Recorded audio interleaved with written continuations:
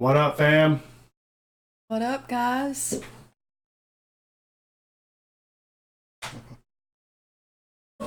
I'm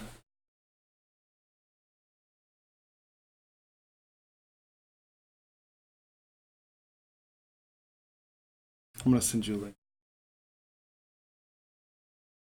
Okay.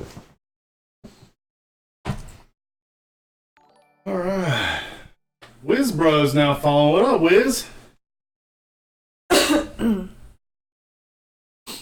Raz, Mataz, aka Hetero Life Mate. What up, dude? Oh, is that Mike? Yeah, Raz is my. Hey, Michael.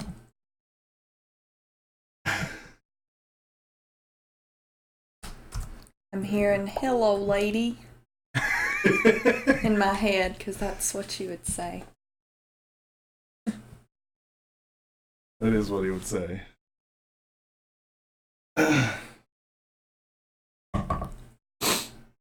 What's up, fam? I know y'all didn't get here early enough to hear the song playing that we're going to discuss.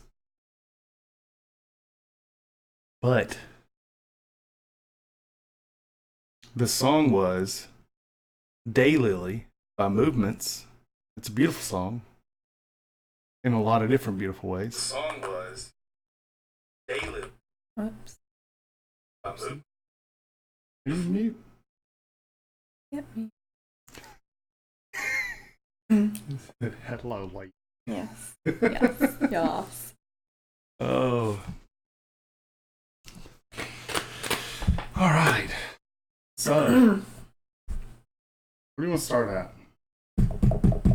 I done asked you this. We need a jumping off point. I mean, we're talking about Daylily. Okay. What does this song mean to you? Well, you're kind of getting deep in the water, so I think it would be better if first talked about it from a musical standpoint. And you tell me what you like musically about that song. So, first off, guys, Daylily is by Movements, like Brandon said. And Movements is in that pop punk genre that's actually, in my opinion, pretty broad. Very much so. You know, because it can sound very poppy, it can sound very emo, it can sound, you know, we've got all these bands now that we kind of lump in that category, but it's really the sound is on this continuum, so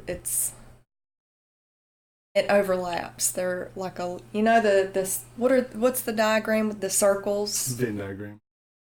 That's a Venn diagram? No. I don't think that's a Venn diagram. Michael, what is that? You know everything. It's a. Oh, man. They know what I mean. You know, when you compare and contrast something. That's what it is. Venn? Vince. Was that right? It is a Venn diagram? Okay. You get wrecked. Okay. Okay. So, it's pop punk. So, if you like that kind of thing, you should go check out the jam. It's a good jam. So, Brandon, what do you like musically about Daylily?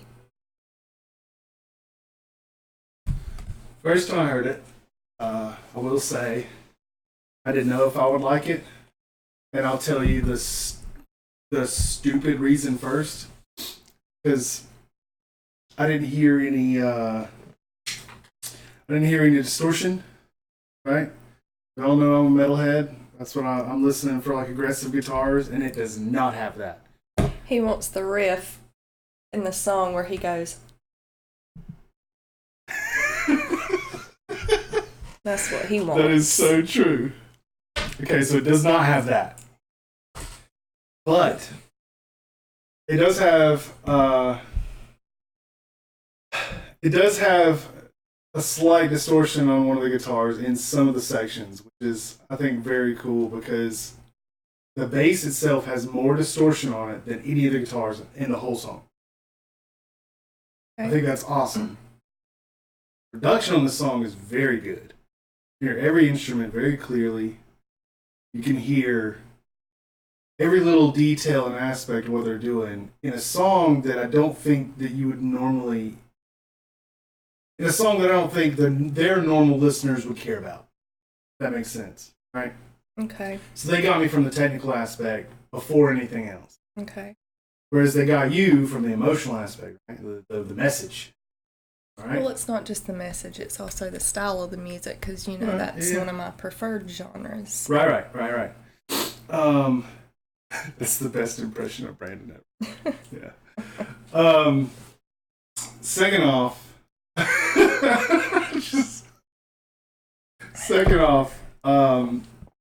I think the song holds a lot of weight, even though it's not an aggressive song. I really like the composition of the guitar riffs. They're clean, but they still sound kind of heavy in some spots. They like walk that line between being heavy and like morbidly beautiful. Weird. Mm-hmm. It's so weird, and I love that. It's got that melancholy beauty to it. Yeah, for sure. And then I think lyrically the message is awesome. Jar, thanks for the follow, bud. I know. I think the song has a beautiful message. It's the vocals are very good. The vocal melodies are super impressive. I listened to a podcast that had their vocalist in it, and I met him last year. He whereas he seems like the younger, he's probably Gen X, right? He's not even a millennial. I think he's Gen X. He's young. I think he's like 23 or 24. You can tell that his biggest problems in his whole life have been his parents. And he still has both of them. He didn't have any like crazy disaster happen or anything. But he hasn't had any real world problems, but he still seems very grounded and knows that there are problems out there. That makes sense. So it's strange. But listening to him talk on that podcast for an hour or two, the guy who was interviewing him was doing a very good job of asking some surface level, but mostly deep questions. And I feel like I got to know that guy. What's his name? I want to say his name's Patrick. It is Patrick. But I feel like I connected on him more than just the music, and then because of that, the message that he brings to that song is a lot to me. Very good song. I'm gonna post it in the chat, guys. Yes, the lead singer for Movements is Patrick Miranda.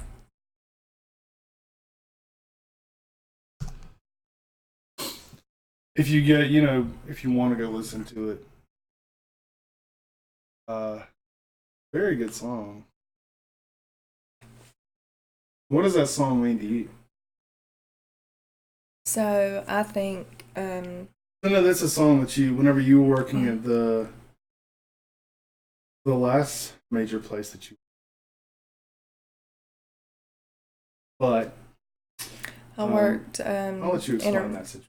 Yeah, so I worked in a rehab treatment facility where people struggling with substance abuse would come live there for a month, and as one of the counselors, I did groups every day, and so music is a big part of who I am. It's how I express myself, and so it's how a lot of people express themselves, and that was a good way for me to interact with the clients and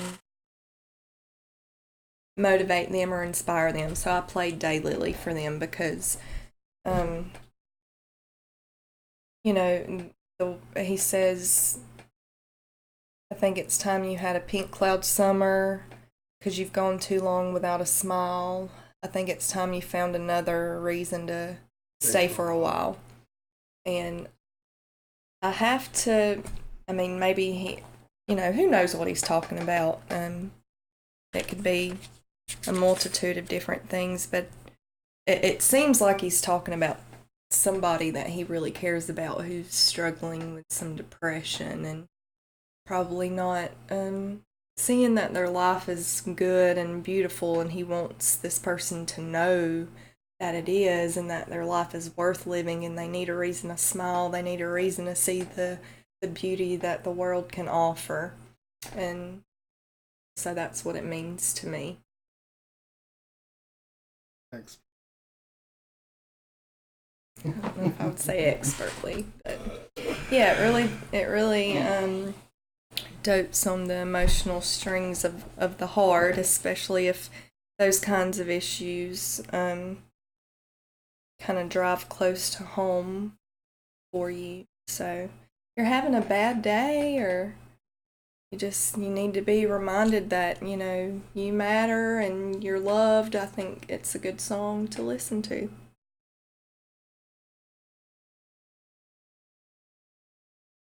I agree. What do you think about that part of it? I know you're not as emotional as I am, but I think that every bit of good you can put out in the world is a good thing. So much bullshit that goes on, so much negative. You know that I can be pretty negative, but for example, so I found a show I want to hit up in March, and so I sent Brandon the link to it today, and we were on the way to eat earlier, and I said, so are we going to go see Knuckle Puck in March? And he said, are they going to be playing anywhere other than Atlanta? And I was like, there's nowhere close to us that we can go other than Atlanta. And he's like, fucking hate Atlanta. So I do. Mr. Brightside over here. I didn't say I was perfect, but the amount of positivity you can have, I feel like it's a good thing. Yes, everyone should hate Atlanta. Terrible. Has nothing to do with the people that live there. It's just Atlanta it's itself. It's the traffic. It is Let's traffic, be real. guys. There's like, and I agree. I'm a pretty cool, breezy dude for the most part. I think maybe she. I don't know if she agrees or not. I hope she does, but there's like a handful of things that just drive me insane. Traffic is. Atlanta is the worst. Cannot. But we'll probably brave it to go to that show. Because they have another song we might do an episode. So good. You got daddy issues? It's your jam. Even if you don't have daddy issues, it'll probably be your jam. Maybe. My mic is cutting out? I don't think so.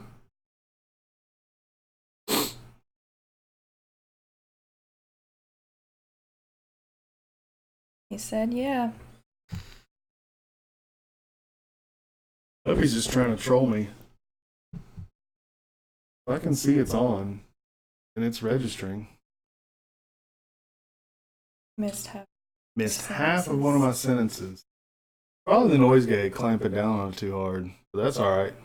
Noise gate's where it needs to be, so I'll just have to talk at the mic instead of leaning back and being lazy. Probably why it happened. Anyway, so what else do we have for tonight? We watched a situation sometime before when we were still living down south. I guess we're still in the South, but not really. About this very interesting person. I mean, she is just a winner. I mean, she's not that interesting. She just did something that's interesting. That's true.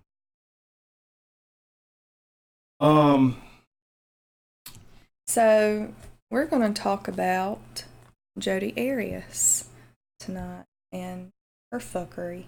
Yeah. I'm pretty sure when she was born, the doctor was like, this right here is the fucking. The fucking has arrived, guys. Yes. Mm. I mean, just the most vapid, self-centered. Oh my God. She just screams prostitute. She does. She would have been the best prostitute. I'm telling you, man. Anyway, where do you want to start at in this whole situation? You want to give them a backstory? You want to jump right into how it started? What do you want to do? Well, I'm just gonna go off my notes. That's why I utilized my handy dandy book.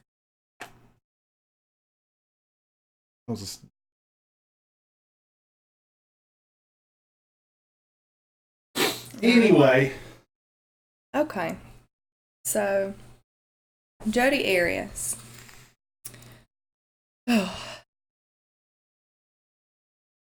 Was really good at playing dumb and trying to.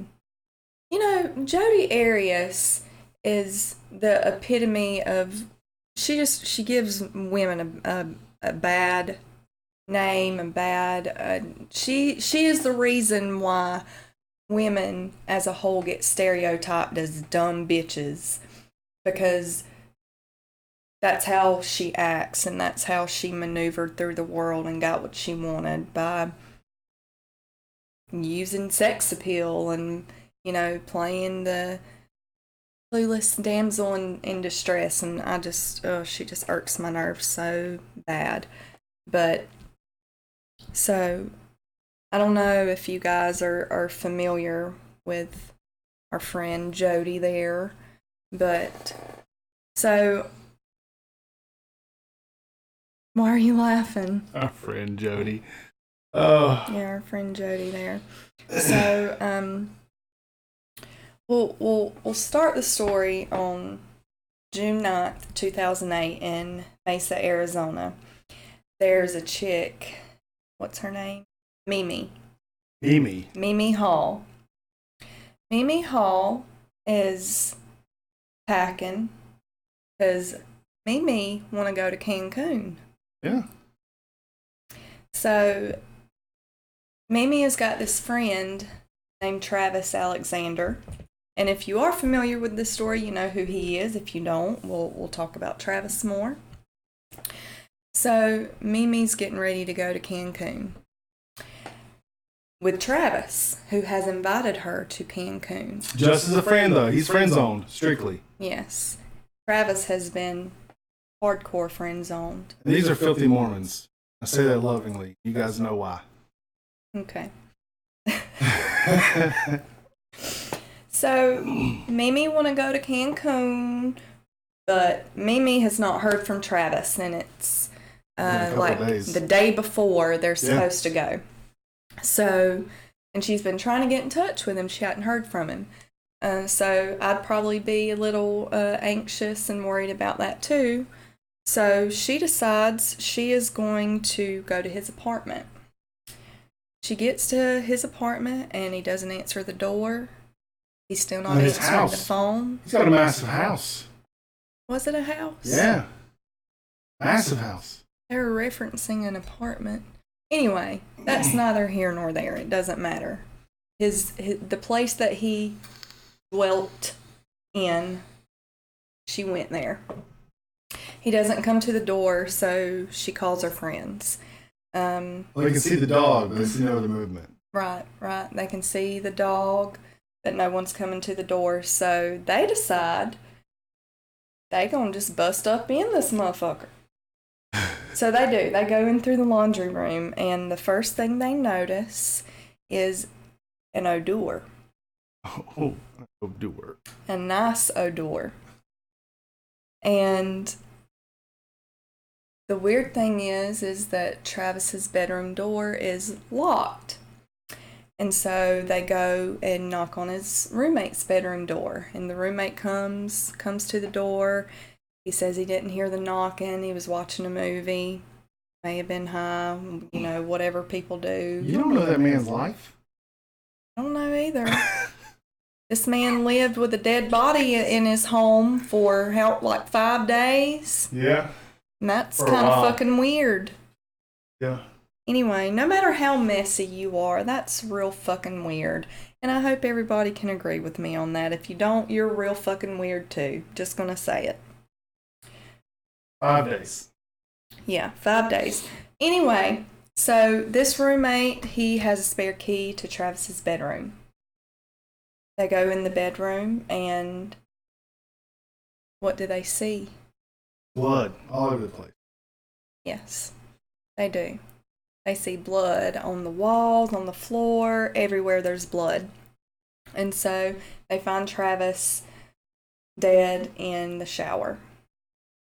So they do a normal thing and call the police. So I guess they can have a cookie for that one, even though they didn't think a rotting body was abnormal.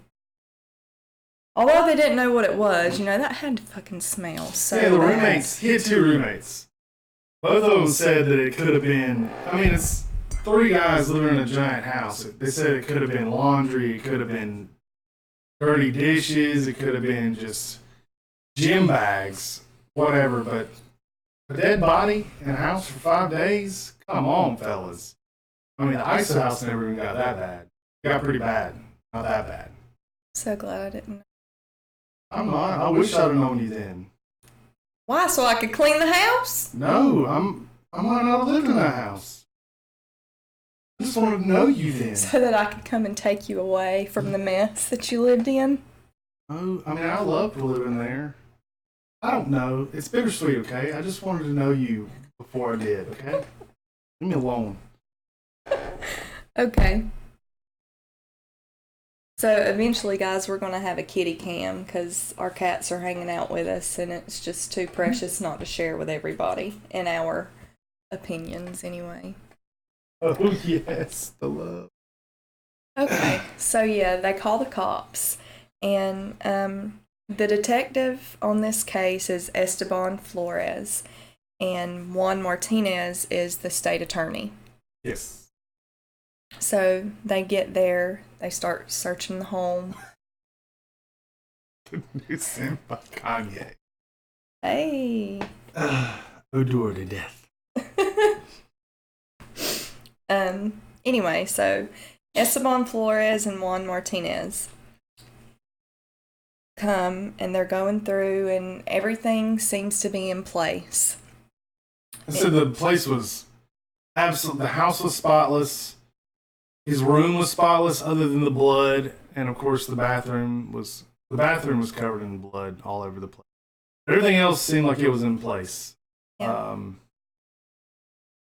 So I guess, they thought that was not odd, but, they could deduct from that this was not forced entry. It was somebody who had access to the home. Well, so yeah, probably there was somebody, no forced entry. They knew that somebody had. Right. So somebody probably that knew Travis very well. Of course, the first 2 major suspects are going to be who? The roommates. Lived there for 5 days. One of the roommates, anyway. Yeah, because again, the weird thing is, there was a dead person, a whole dead person was in your house, and no forced entry. You didn't think that was kind of weird. Stolen, Well, I guess I would think that too if I was a cop and some idiot guy was living in this mess of a house, and I guess the whole house wasn't a mess, but probably their part was if they were trying to claim the odor on something else. It had to be messy in there. They showed pictures and it looked spotless. As opposed to half of this person. I'm just trying to I'm just trying to think of.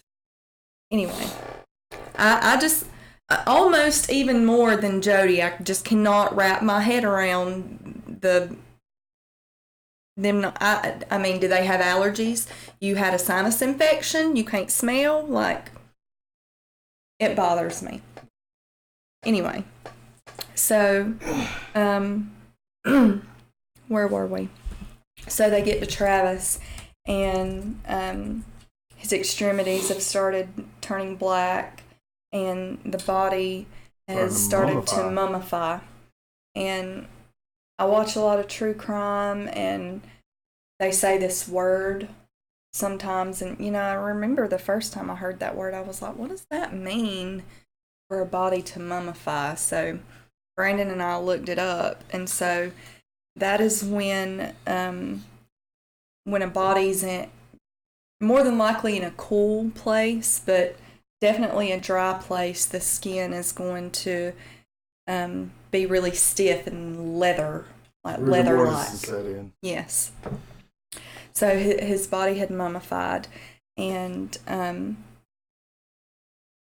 during the search, are you going to be distracted by the cats the whole time? Probably. They didn't hang out with us the first time we did a test stream. They did. Did they? Yeah. They didn't hang out with me. I guess they hung out over there where I couldn't. Okay. So,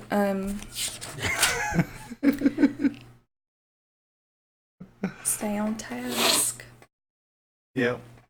So, during this search, they also found a .25 caliber casing, but they didn't find a gun. Is that right? Yeah, they searched the house for weapons, didn't find any weapons at all, no guns, but there was a .25 caliber casing. But they couldn't tell if he had been shot or not because there was so much blood, and because of the state the body was in, he didn't know. Well, the body was clean, as if he had been washed. Right, they found him in the shower. Blood, yeah, there wasn't blood actually on Travis, just all over the everywhere place. else. Yeah. So this is where it starts getting real good. Flores gets called to the laundry room, and what they find in the laundry room is somebody has put a digital camera through the wash. With a bunch of towels, whatever. Nonchalant. I think it was probably, that would have been smarter, but I actually think it was probably just the camera. Like, that was with the did it show pictures? Did they specifically say she washed some towels with this camera up in here? Yeah, they did. I don't think they said that. Yeah, they did. I'll show you. Okay. So they found the camera that our genius antagonist has put through the wash here. Our suspect. Yeah, she's a suspect, but she had did it though. Okay, well, I mean, it's about Jodi Arias. That's true. The best part is yet to come. I don't even know. What is the best part? Tell me with your mind.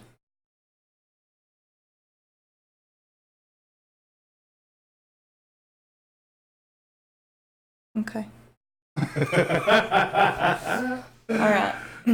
So they find the camera, but camera doesn't work. They immediately try to check the camera to see if they can pull the images up on it, but of course the camera is waterlogged because it got washed with the towels. But or the underwear. It was towels. But the socks. It was towels. But the memory chip is still in the camera. So Jodi gets all the cookies for that one because she's the smartest of all the cookies. This bitch. But I guess you wouldn't know like all the things you would think of in that situation unless you did something that fucked up. Like I don't know, I forget a lot of stuff, but I think if I was going to do something that fucked up and I was going to try to cover it up, I would remember to cover bases a little more. I don't know. Maybe she thought it would destroy the memory card. I'm not sure. So like Brandon said, the roommates are the people that the detectives turn to first, and their alibis check out. Yeah. So they're good. So then the documentary that we're using as our source that we'll provide a link to if anybody's interested in watching, and also to give credit to that. we go back and we talk about Travis and his childhood a little bit. So apparently Travis had kind of a rough upbringing. So Grandma comes swooping in to save the day, and Travis goes to live with his grandmother, who is Mormon and, you know, really, really involved in the Mormon church. And this really turns Travis's life around in a positive way. So he's raised Mormon, and he grows up, and he does his mission in Denver. Oh yeah, he decides to go on a mission. Yeah.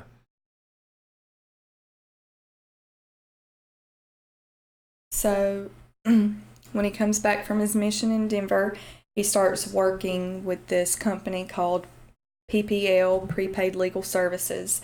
And he's really good at this job because he's really good at motivating people and talking to people and recruiting people for the company. He became a motivational speaker, right?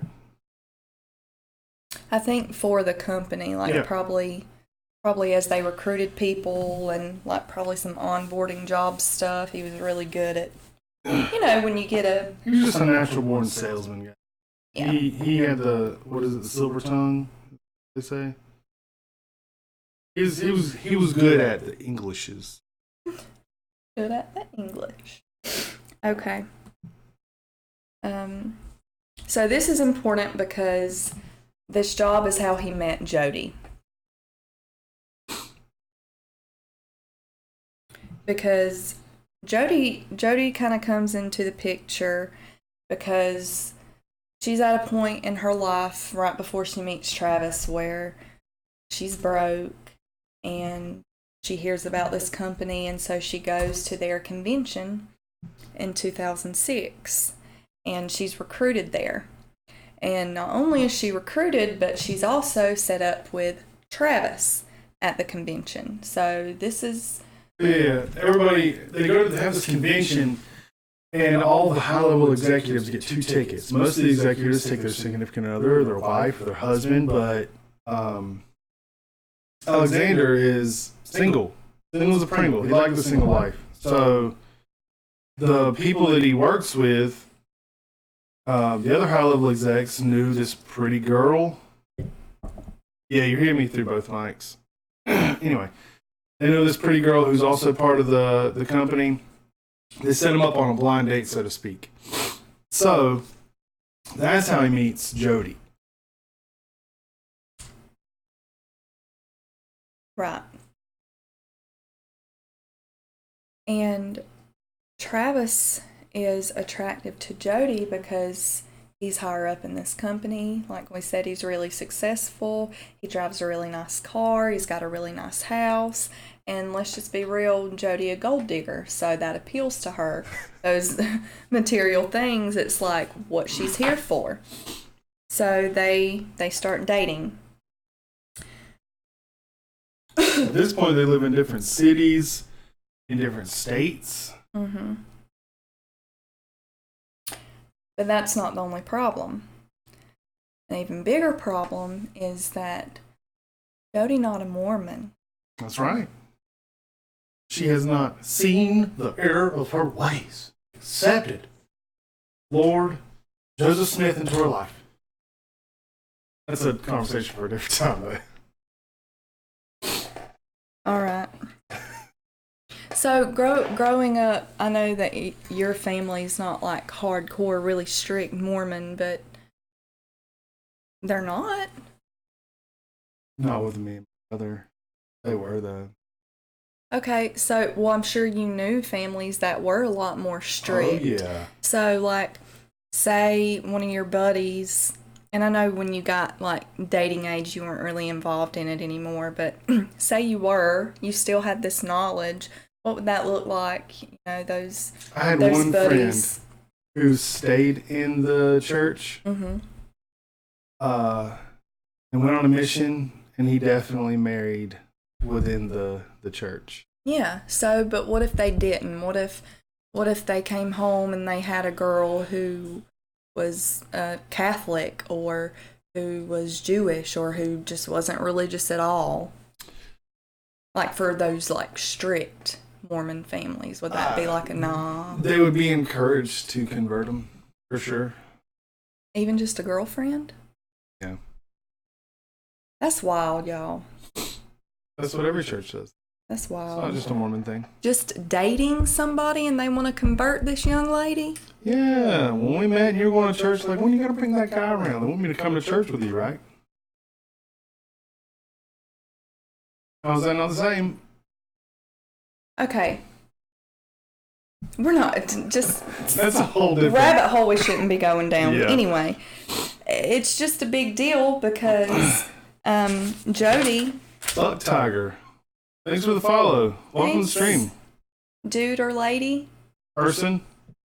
Non-binary specific. individual. Okay, so Jodi converts to Mormonism because maybe she really loved Travis. I don't know. Maybe she just really loved the BMW he drove. Probably the latter. But she converts to Mormonism, like in a ceremony. Like 2 months into knowing this person, Oh, by yeah. the way. Like super quick. Yeah, yeah. So it's official. She's an official Mormon. It's real life up in here with Jodi and Travis. So the problem comes in with that because they're engaging in the coitus. Oh, yeah. Not supposed to be doing that. Okay. Not before marriage. Which is a common theme in most religions, but I guess that's like a really big deal for They the got a Mormon law about church. A law? It's called the law of chastity. Yeah, that's it. That's what I was looking for. So Travis is breaking this. Travis is not being a good Mormon boy. But the Mormons don't know that. To them, he's the perfect young man. He's successful. He's super devout in his Christian in his church. I mean, everybody thinks this guy's perfect, but apparently he's leading this like double life.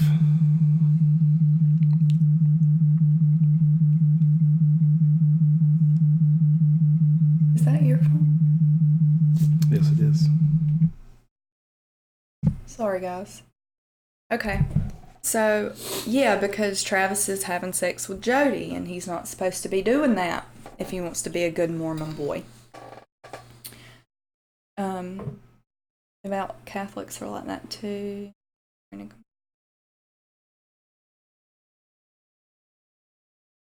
Yeah, phone vibrating. Sorry, guys. So, because of that, yeah, because you got on to me for that last time. I did. Okay, let's move past it. So, anyway.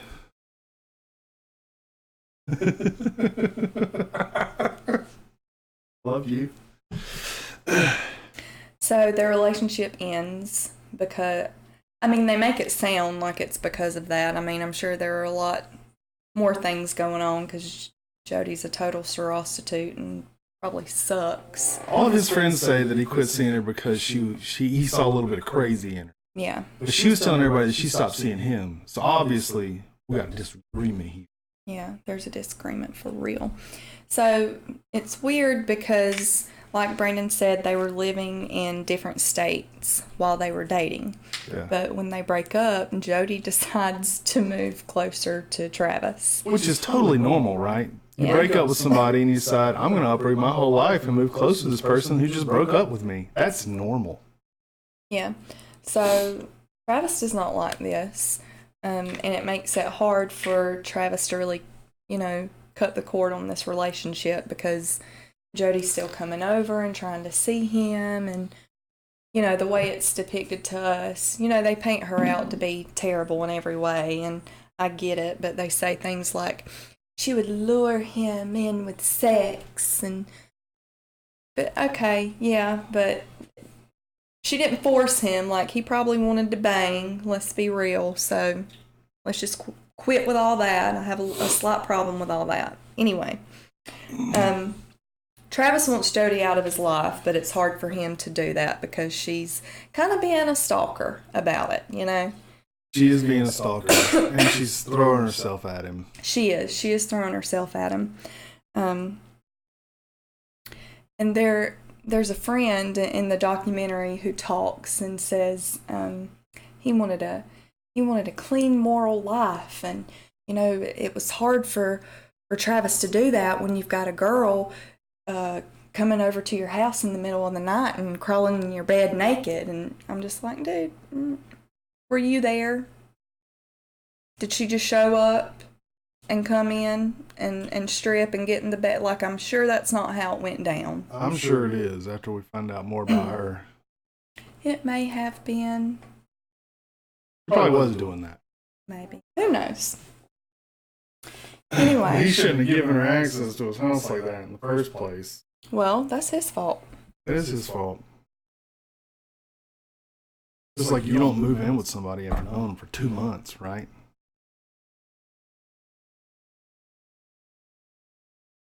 I guess you do that. Doo-doo. Doo-doo. We've got Sam Murder live on Twitch. You said doo-doo. So, where were we? I'm not a good storyteller. I hope I get better at this as we go along. So then we go to the cops, moving on from the roommates to Jodi, because Jodi kind of inserts herself into that. She wants to help. She wants to help the cops with the investigation, and it shows a clip of her talking to one of the detectives, and she's asking, you know, is there a weapon? Is there, like, she's trying to see what they know. That's got to be what she was doing. But she's being very compliant with the detectives, and she paints this picture that she and Travis dated, and they broke up amicably. They agreed to break up, but they just stayed such good friends, and they have a good relationship. Okay. Sorry, guys.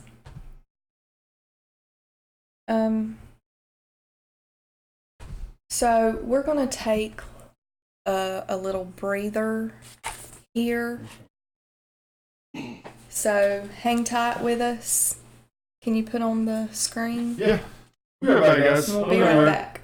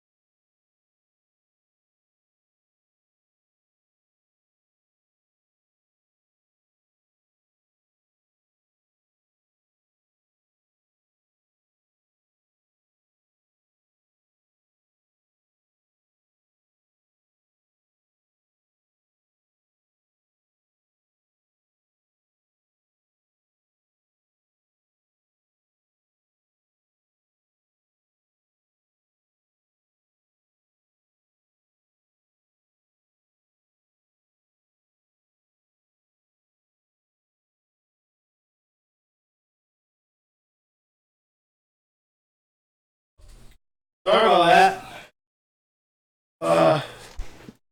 Being transparent, my little boy called.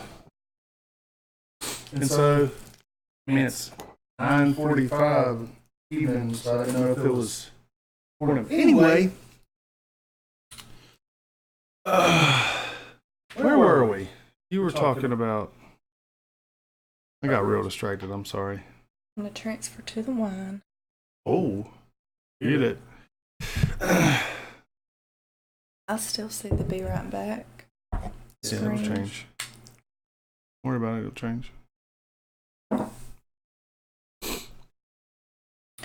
So we were talking about Jodi talking to the cops and painting this picture. Oh yeah, she's inserting herself into the investigation hardcore. Yeah, which we know that killers will do a lot of times, either to get the heat off them, or because it gives them some kind of thrill to be close to the investigation. And Jodi's not like a mass murderer or a serial killer, but she's definitely got some kind of personality issues going on there, and her brain probably doesn't operate like most folks' brains do. So with the roommate thing kind of dying down, they look at Jodi and they ask her where she was the night that Travis was murdered. And so she tells them that she was on this road trip. Because when she and Travis broke up, she moved to Northern California. And so she was making a trip from there to Salt Lake City because she had met a new guy. And she claims that she spoke with Travis and, he knew that she was going to be close to him, but she didn't tell him why. Because she says, because I met somebody else, and we don't share that information with each other because we have history. And this guy that she's with is questioned as well about Jodi's behavior in the days after Travis was murdered. And so Jodi is in Salt Lake City on June 5th at 11 a.m. Now remember, Travis was murdered June 4th, the day before. And this guy, I can't remember his name because I didn't feel like it was important. He says Jodi was happy, she acted normal, but there was one thing that struck him. She went from blonde to brunette. Her hair was drastically different, and so he felt like that was strange. Another thing he thought was strange was that Jodi had cuts on her fingers, and she's got this bogus excuse as to why she has the cuts on her fingers. I think she says it was from bartending or something. She broke a glass bartending. What a winner. Yeah. So at this point, Detective Flores decides, I'm gonna go to where she is, and I'm gonna officially bring her in for questioning. And so that's what he does. He brings Jodi in, and he asks her about this road trip. And she's happy to just tell him all about it. And she even wants to draw him a map of where she was and where she was going. And he's not buying it. He's not believing Jodi. And so she starts to hesitate as she's given her narrative, and she's like, "Oh, well, I got lost, and I'm not above, sleeping in my car, so I slept in my car." And she's coming up with all these excuses that Flores can see through. And he tells her, even if you slept 10 hours, you still would have had time to go to Mesa, Arizona, kill Travis, and still make it to Salt Lake City by 11 a.m. He drops a bomb on that ass. And he also says we have your DNA, like we have your hair, we have your blood, we have a palm print of your blood. She looked a whole palm print in blood on his wall, right? Yeah, you were there, sis. Like, tell me about this. And why are you playing? Why you always lie? Pick up at all. Why you always lying? There you go. Okay, so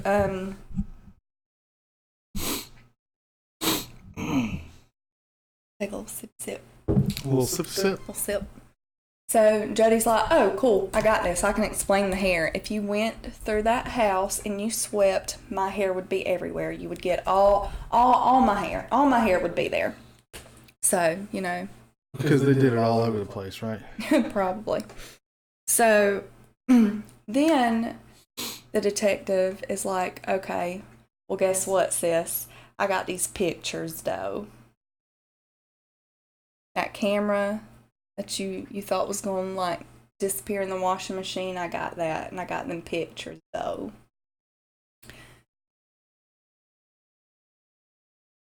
You're not talking at all. Like, I'm doing all the talking. I'm just listening to you. Okay. So he got them pictures, though, and Jodi agrees to look at them. And they're of Travis, like posing in the shower and the pictures that she took of him in very intimate moments. Yes. They were having like a sexy photo shoot with each other. Yeah. There's nude photos of her too, correct? Yeah. That's what I thought. We haven't got there yet, though. Oh, okay. My bad. Thank you for messing my story up there. Appreciate it. That's why I don't interrupt you. Okay.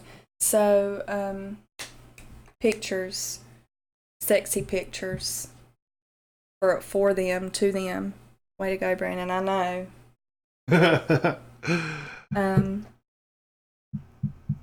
So Jodi's looking at these pictures and she's like, Travis would never go for that.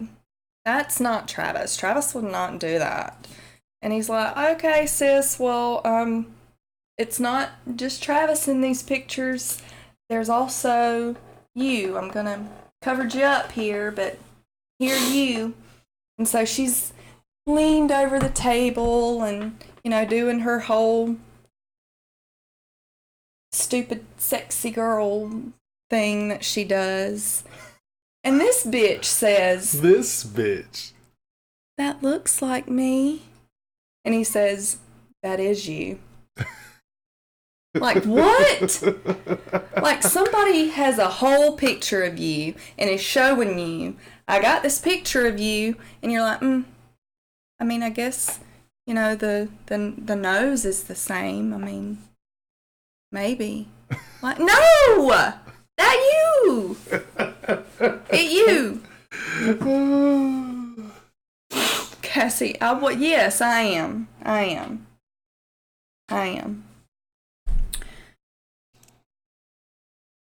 Let's see, where we at now? Okay, so, just, even after he shows her the pictures of herself, butt-ass naked, she's like, I just don't buy into this because, you know, pictures and time-state stamps, they can be modified, they can, you know, you can do things to these pictures, blah, blah, blah, blah, blah, and so Flores is like, okay, you know, I kind of had enough of this, and he arrests her. He arrests Jodi. He's had enough of it. And so she's crying, you know, and to show how, like Brandon said, vapid and self-centered Jodi is, she says, this is going to show how, and I think she even says self-centered I am, but can I touch my face up before you book me? And he's like, you're gonna go like you are. just like you are. You're gonna do this. That's right. So it's just weird that would be something you're concerned about. Of all the things that would be going through your head when you are getting arrested for murdering someone, she's worried about what her fucking face looks like. So they book her. They take her picture and she smiles and she asks the person who takes her mugshot how she looks. Oh my god. So that it just feeds back into this whole character that is Jodi Arias. Also, she exhibits some really bizarre behavior when Detective Flores leaves the room. And guys, you know this if you've dug into this at all, because this is really strange, but Jodi does a handstand against the wall. She starts singing "Oh Holy Night" to herself, and she's kind of like in this fetal position in her chair, talking to herself, and she says, what does she say? She says, "Still hate me." Then she says, "Brat." Like, who the fuck are you talking to, girl? Like, and I put in my notes, like, did she have some, like, sudden onset psychosis? Like, is she trying to throw them off and, like, trying to make them think she's crazy? Who knows? They don't really go into that anymore. Like, they don't, because she doesn't try to do the insanity plea, and they don't really dig into that much more, but it's very bizarre.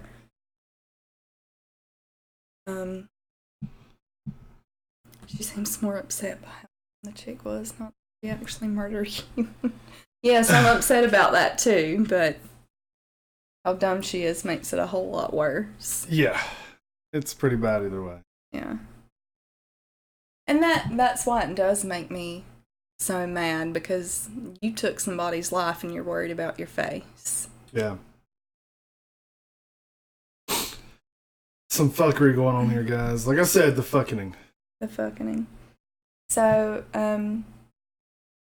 they also bring Jodi's parents into the interrogation, and her dad says that Jodi told them, "I have to leave, and I can't tell you why, so don't ask me to tell you why. I'm not going to tell you." All she said was, "I'm going to get blamed for something, and I'm not going to tell you. I'm not going to tell you about it. I'm just going to say, this thing happened, and I got to go now." So. Yep. So the next day, they decide they're gonna take a different angle, because Detective Flores was really kind of grilling Jodi. I think she deserved every bit of what he was dishing out to her, but they decide they're going to take a different angle because they want Jodi to actually confess. She has not actually confessed to this yet. So they bring in a female officer to talk with Jodi, and she's really nice to Jodi. She calls her intelligent, she calls her spiritual, and she calls her caring. So she's really, laying the icing on thick here with some cherries and some sprinkles and some pretty decorations to get Jodi to talk. She's almost approaching her like a therapist would approach a client. And Jodi ain't having it. Jodi is not having it. She's not talking to her. So the female officer, I don't think they even disclose her name, says, "Okay, if you don't want to talk to me, if you feel more comfortable talking to Detective Flores, that's fine."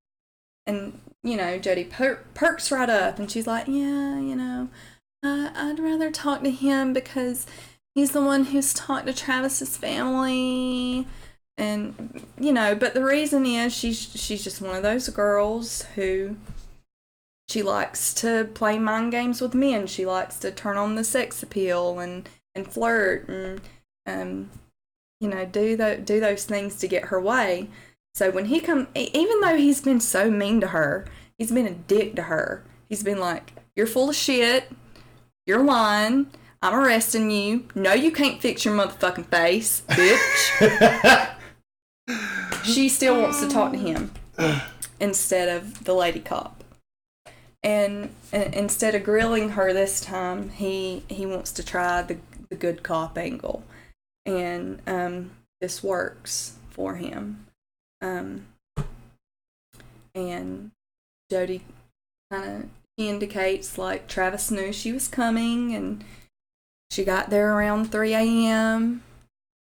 and they went to bed. They woke up in the afternoon and they had sex. And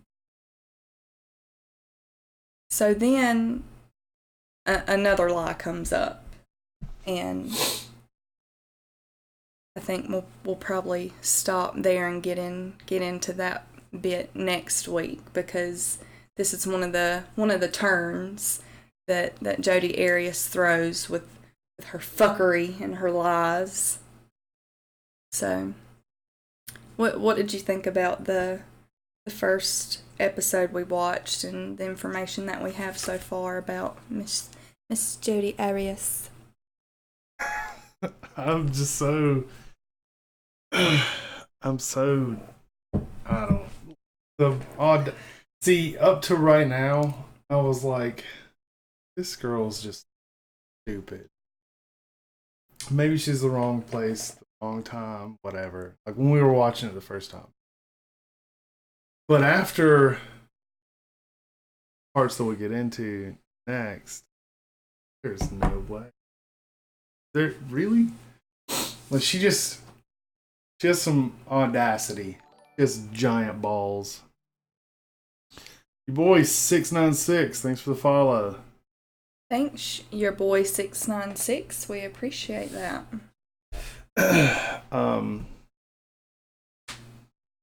Just kid. The audacity on this chick is nuts. Matt Man Swamp, thanks for the follow. So that's all we've got for tonight. Hopefully, as we go along, I'll be a better storyteller. Brandon won't interrupt me and drop good nuggets before I wasn't ready to eat that nugget. And you just snatched it right out of my hands. I'm sorry. I'm so sorry. I didn't even get to dip it in the sauce.